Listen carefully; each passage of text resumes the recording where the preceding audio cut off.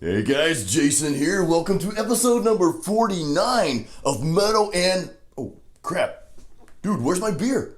Metal and Beer. That's so much better.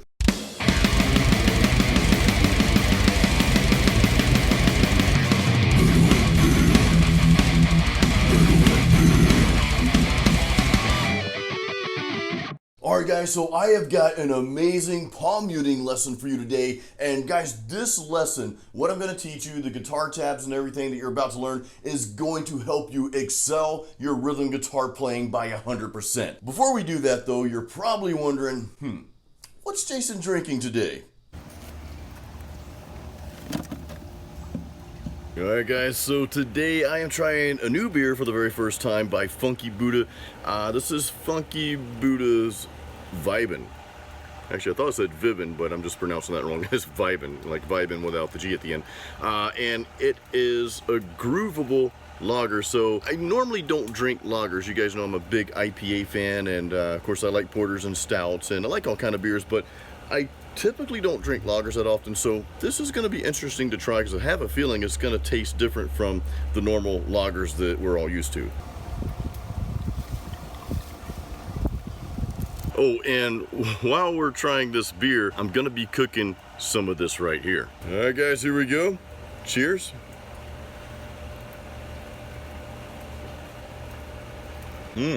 It definitely doesn't taste like your typical lager beer, and some of you guys might disagree, but a lot of lagers to me taste the same.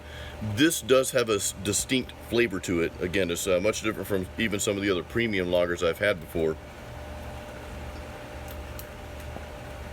It's a little light on the palate, but at the same time there's kind of that slight boldness to it, and that full-bodied flavor. It's actually really good. Again, I don't drink lagers that often. Like my go-to lager beer has always been the beer from Thailand, Singha. This is something, the Vibin from Funky Buddha, this is something I could definitely add to my collection to drink, you know, on a normal basis. Now, think about Funky Buddha. They have a lot of different types of beers. They really push the envelope as far as like trying new things, you know, different flavors and mixes and that sort of thing. And I'll be honest, some are hit or miss, but they come up with some really good beers though. I mean, there's some like, you know, hidden gems in their flavors. Actually, I got a 12-pack of assorted stuff in there. Some I haven't tried yet, so I'm gonna try something else after I finish this. But me being a beer connoisseur, I consider myself one, a craft beer connoisseur, you know, I really appreciate what they do as far as like really pushing it and trying different flavors and stuff like that, because again, they've got some pretty cool tasting beers. Alright guys, now let's get to work. Go grab your guitar if you don't have it already, and I'm gonna teach you how to play this riff right here.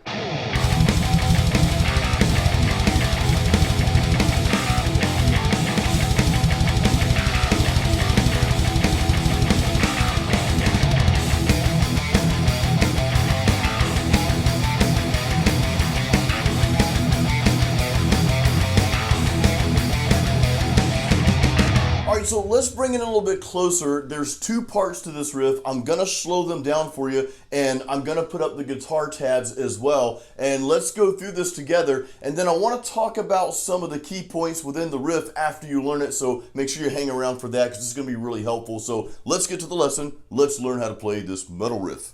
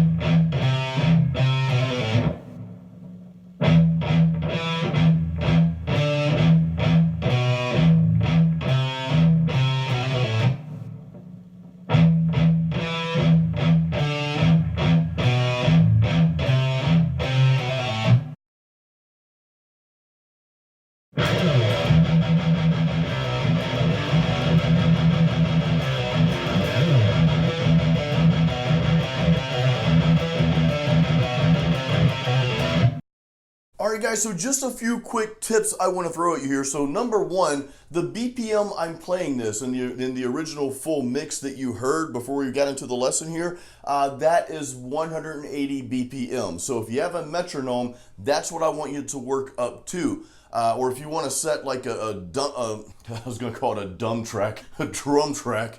If you want to put like a drum track, like if you're using Easy Drum or something like that, set it at 180. However, if you're kind of new to palm muting and new to it, or if you feel like you need to just learn the notes better, you know, dial it back to, let's say, like 150, 160, and then maybe gradually bump it up as you become more comfortable with that riff. That's what I always like to do when I'm learning something new. If it's played really fast, well, let me back it down a little bit so that I can learn the notes and just get your fingers, get that mind to hand connection there, get those fingers knowing where to go, and then you can speed it up. Now, the second part to this riff I want to talk about more than the first part.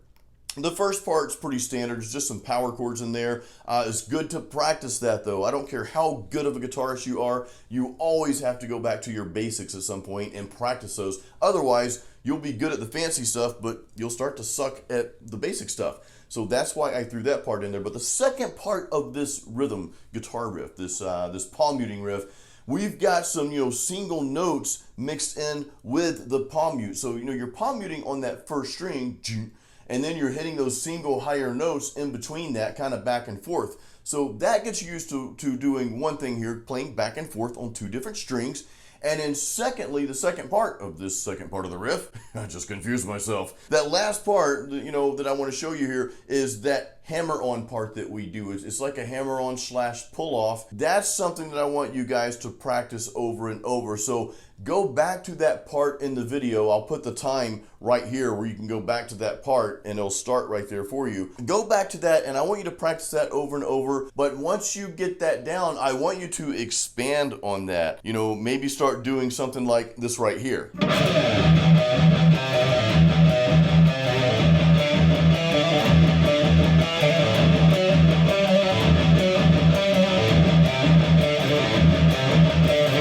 Guys, that's exactly what I want you to do with my guitar lessons that I give you. You know, learn the notes, learn what I'm teaching you, but I really don't care so much that you play it exactly how I play it. What I want you to do is take that and expand on it with your own ideas. You know, you may be playing one of my riffs that I'm teaching you here, but you may say, hey, you know what, let me try to go to this chord or this note instead, and hey, that might sound better. It might fit your style better.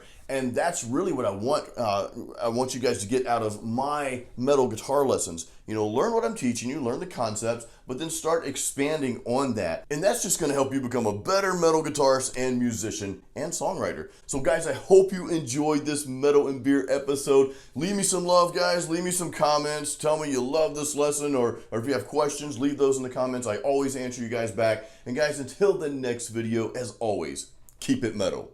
Oh, and don't forget to like my video too. That really helps my videos, you know, on YouTube in general. So do that for me. Thanks, guys. Keep it metal. See you next time.